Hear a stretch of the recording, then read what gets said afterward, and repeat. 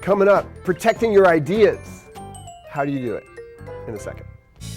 I'm Jay Adelson, and I'm the founder and chairman of Revision 3. I've built a number of companies. I've been hired as a CEO, and I've even been fired as one. For example, Equinix is a company I took public in 2000 and now has a market cap of over $4 billion. In 2008, I was incredibly honored to have been selected as one of Time Magazine's most influential people in the world. My goal is to pass on some of this knowledge to you, the budding entrepreneurs, and hopefully leave you with some words of wisdom. This episode of AskJay is brought to you by GoDaddy. Today's question comes from Patrick, who writes, "What are your thoughts on patents and protecting your intellectual property?" Patrick, you know, I talk to a lot of entrepreneurs. It's usually one of the first things they ask me about. I'll be at a conference and they'll pull me aside and they'll be like, "Hey, I've got this great idea, but I'm afraid to talk about it. Can we go someplace quiet? I'm afraid of it being stolen."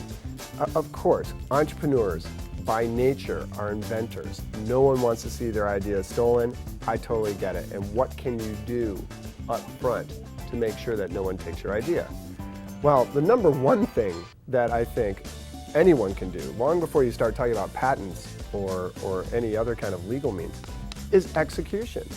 You know, if you're first to market with your idea and most successful, you know, a company like Twitter, it's a relatively simple concept, 140 characters, but they got to market first and they got their concept moving before anyone else. So, you know, speed is absolutely of the essence.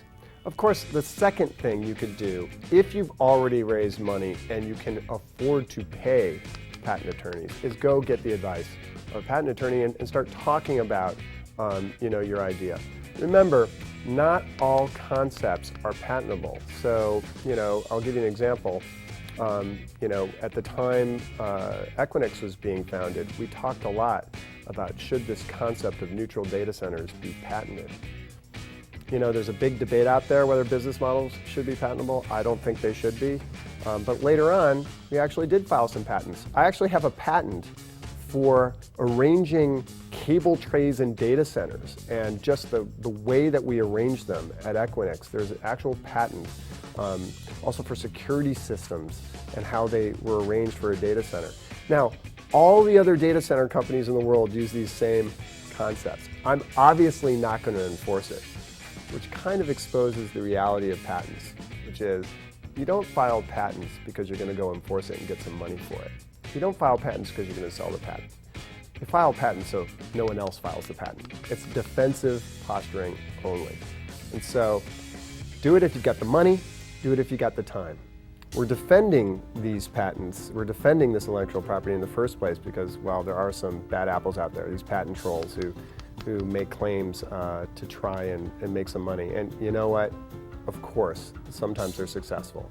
And so really, you know, and we've seen lots of stories in the news about this, really your best defense against that is establishing a provisional patent and creating a patent for yourself and then forgetting about it. And you could do that, but wait until you have some execution on your business. And in a minute, I'll give you some real good tips and tricks on what to do to protect your intellectual property. But first, I want to thank our sponsor.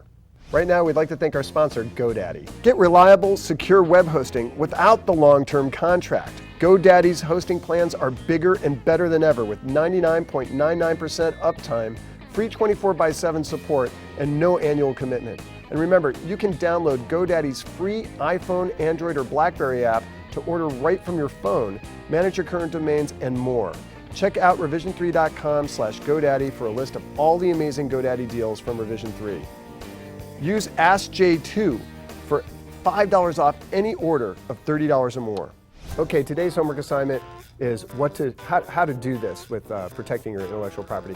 Number one, the very first thing you got to do is create the intellectual property. Actually, and if it's not something that you can manufacture or prototype right away, at least document extreme detail with diagrams and everything that really explains what the intellectual property is. The second thing you have to do is talk to a qualified patent attorney. And there are different kinds of patent attorneys. Find one that specializes in your space. There are tons through Silicon Valley, for example. And go talk to them, and they will go through in detail your intellectual property to determine whether it's patentable. The third thing, of course, is if the first two are true, you've got the intellectual property, patent attorney says this could be patentable, then the next thing you do is you file a provisional patent. Not a full patent yet, just file the provisional. It gives you a year extension. You don't have to throw all the money down to chase the entire patent while you build your business. Because you know what? If you end up getting tight on cash, you could have spent that money you spent on the patent on execution of your business. I think it would have been better spent on that execution. Anyway, so that's your homework assignment for today. That's it for the show. Remember, please send your questions to AskJay@revision3.com. Follow me on Twitter @Jay Adelson, or a video response on YouTube would be awesome. We'd love to see those. Any way you want to get us your questions, we want to see them. Getting a lot of business plans, can't really answer your business plan or evaluate it online, but love to see anything you're sending me. Send me t-shirts, send me anything. Can't wait to see them. Anyway, until next time, thanks for joining us.